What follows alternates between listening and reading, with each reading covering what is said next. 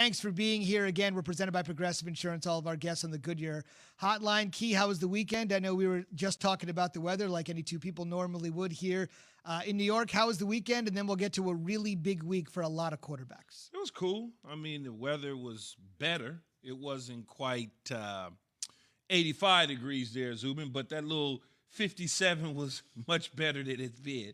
I take that and run to the hills. People, I had my shorts on yesterday, my flip-flops, my T-shirt, so I looked like I was going to the beach, but it wasn't quite beach ready. But it was nice. It was fine. Speaking of ready, is Trey Lance ready for his big day? The reason I mention that is Trey Lance, actually, as you may recall, today Before you go to Trey Lance, you asked me about my damn weekend. What did you do? Probably just kind of hung around a little bit. I live in an area where it's crazy. I just go for a run all the time. But the one thing about going for a run in New York that I'm always scared of, now that traffic is picked back up. It's kind of wild, huh? And I have my earbuds in and I'm listening to podcasts and things like that. And I am paying attention. But my eyes aren't the greatest right now. So I've got to be extra vigilant. And I don't want to go for a run at night. But during the day, my eyesight's a little bit hurt when brightness is out there. Okay. So it's one of those things where... Can you wear shades, though? I mean, can you... Prescription a little bit. Okay. If you see me out there, if you're chuckling, I'm trying to run. I'm a big runner. I run about 8 miles a day. But I've been inhibited a little bit health-wise. But I don't want to walk either. So with the Olympics, in honor of the Olympics happening this summer in Tokyo, we think, I've gotten into, and I look really awkward doing this, and I hate that I do this, I'm into that power walking. Have you the guy that I don't want to walk at a leisurely pace, but I can't run because there's too much stop and go in New York, even though it's the weekend and there's a little less traffic on the weekend. Plus people are out with their babies, the strollers, the dogs. Yeah. And sometimes literally 20 feet in front of me, I got to be a little careful, even though you would probably be able to see 60, 70 feet, no problem. So I need you to put on a GoPro to record it because I need to see you moving up and down, power walking. Well, you've got, the arms are going and the feet are moving really fast and all that stuff. Have you seen? It's embarrassing. You probably haven't seen the movie Are We There Yet by Ice Cube? I don't know. I haven't. Okay, but I'll have Alan pull up a clip. The guy, the actor in there, I can't think of his name. He was power walking. My kids think it's the funniest thing ever because he looks kind of strange. But you said you're running, but you don't have to be on the street. In New York, they got the jogging lanes on the West Side Highway side. Oh, can't you use that? Yeah, I usually go by the water. Okay. And it's just one of those things that by the water, that's because the weather is nice. That's where you're going to see families. That's where the kids are throwing the football. They got the soccer going. The kids are doing the karate. Yeah. And I just, the biggest thing you have to watch out for, and Brother Allen, if you could dig that out, I'd love to see it. I don't know what they call them. Again, I'm not a parent. You got kids. The little scooters. Do you know what I'm talking about? Yeah. We're the little mini one. The razor. Yeah. The adults I've seen. I got about 20 of them in the garage somewhere. But it's the one for the little kids, the little ones. They don't pay attention to anything. They're just and mom and dad is 20 feet behind. Hey, look out! For me, it's too late because I can't see them because of my eyes until they're too close. So. No, I hear you. It could be a little bit of an accident waiting. But I need that GoPro. I need to see you power walking. Yes, absolutely. You can get a lot done.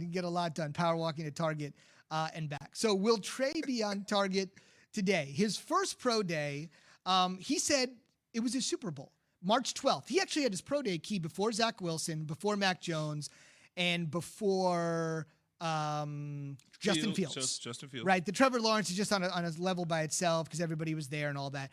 But he had it first. He had a chance to make a first impression. He told Sports Illustrated, this is my Super Bowl. 27 teams were there. And by all accounts, he performed rather well. Today, a ton of teams will be there. Shanahan's going to be there. The entire Falcons contingent is going to be there. They're picking fourth. So you tell me, even though this isn't a newer phenomenon, you've always said pro days have been followed by second workouts. But after Justin Fields had his second pro day last Wednesday, Trey today, the most unknown of the 5 first-rounders, if you will. Yeah. What is besides just balling out today, what does he really need to show today that he didn't on March 12th when everyone said, you look good, kid? Well, I think because, again, pandemic, right? We're going to continue to say this as this thing unfolds. I think because of the uniqueness of where we're at right now with the pandemic, teams are not hitting everybody's pro days all at the same time. So it's kind of scattered all over the place. You have a coach or two here, one or two there. Maybe the general manager didn't get a chance to see him the first time around or whatever the case, the decision makers. Now, with the San Francisco 49ers, for instance, the San Francisco 49ers essentially have scripted, along with Quincy Avery, exactly what they want to see out of Trey Lance, which means that what they do in their offense, they want to see his dropbacks, his movements, the things that they could envision him being for them while he's working out, even though all the other teams are going to be there. And that's totally legal and everything. And the interesting thing about it is if they had private workouts, then they could take you through that in their private workout. It won't be amongst the other teams. It'll just be you, Shanahan, and whoever else, right, that they would invite. 2 years ago, when Sam Darnold was coming out, 3 years ago or whatever it was, when Sam Darnold was coming out at USC, I happened to go to the Denver Broncos private workout for Sam Darnold. So it was Sam, and it was Elway and Vance Joseph and that whole crew. It was just them, and that was it. And he was throwing to a couple receivers, and they wanted to put him through a private session. Well, this is different now, and now a couple other coaches will get an opportunity to see him. But Shanahan and John Lynch are the main two because this is the sweet spot at 3. The New York Jets could be there, but for everybody automatically assumes it's Wilson at 2. And now the Mac Jones train, as I said before I left last week, he will not be going 3. It's not going to happen. And I understand everybody believes that for whatever reasons, but you don't move up and give up all of that draft capital to go get a Mac Jones. It's got to be somebody like a Trey Lance who they just see and they go, if we don't get him, he's not going to fall to us because somebody else is going to get him. Or it has to be a Justin Fields in this situation. So it'll be fun to see. Too bad it won't be live, but we'll see some clips of it. And, I want to know what they really think about him. Like, I really want to know.